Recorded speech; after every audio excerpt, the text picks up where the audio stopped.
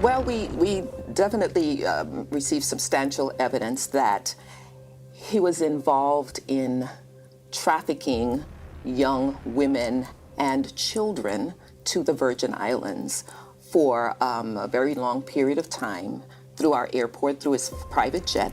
And then he would, by helicopter or sometimes boat, would then transport them over to Little St. James. And that's where he has his complex where he lives, which is his official residence as well. And that these young girls and women were subject to sexual assault, sexual exploitation, through coercion, false imprisonment, where the passports at some points were taken away. The actions were just reprehensible.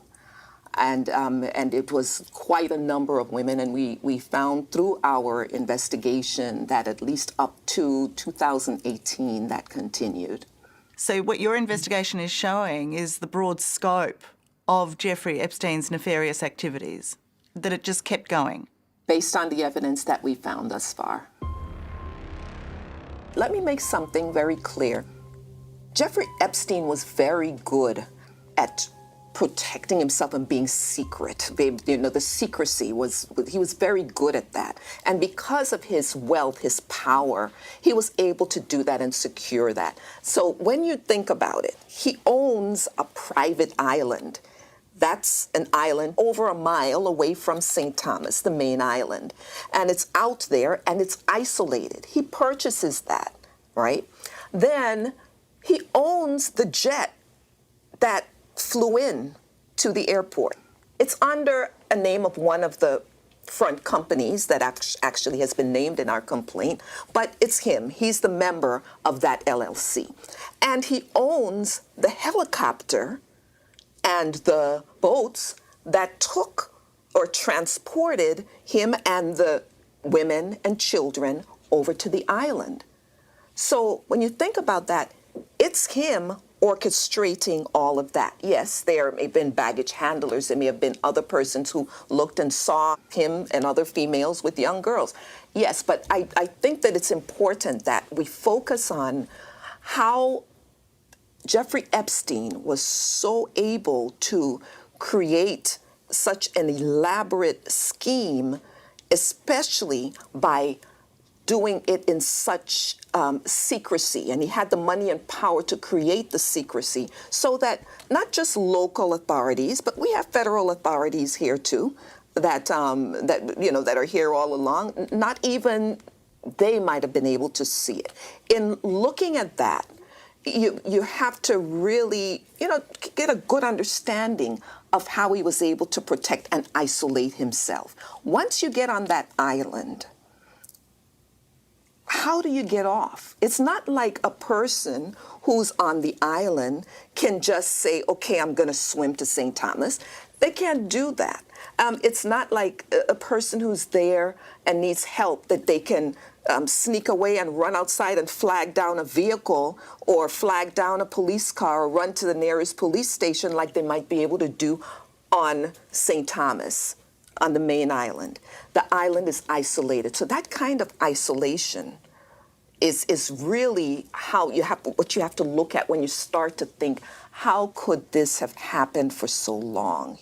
I think the picture you paint is a terrifying one of isolation, but also abuse of power. And I just wonder why the people who worked for Jeffrey Epstein weren't terrified for the girls going over there. They knew how isolated that island was. They knew the ages of those girls. They saw powerful men there. Why weren't they terrified? Why didn't they become whistleblowers?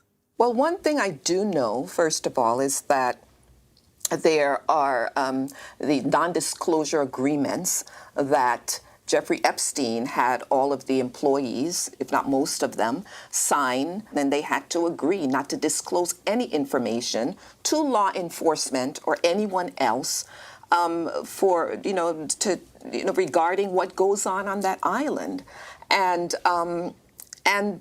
even after Jeffrey Epstein's death, those non-disclosure agreements are still in place and still enforced by the estate.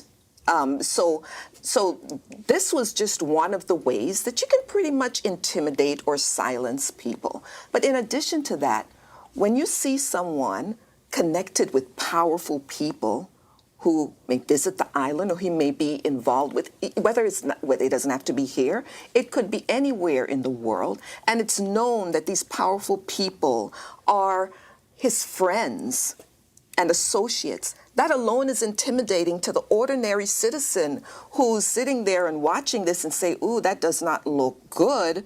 But could you imagine the reluctance of that person to say, I'm going to come forward, I'm going to tell on that person who's friends with all these powerful people? So that alone, the way that he surrounded himself with these powerful people, that was an example of the kind of intimidation that would cause what you're saying, people to be silent about what they may see or suspect. As far as the Virgin Islands is concerned, we need to make sure that the Virgin Islands is not perceived as a haven for this kind of sexual exploitation, human trafficking, and sexual and child abuse. We have to make that clear. It is very important that we enforce our laws against human trafficking, against child abuse, against child and sexual exploitation of women. It is important that we do that, because if I don't do it as the Attorney General, the top law enforcement person, if we do not do it in the Virgin Islands, then those types of crimes will continue to flourish.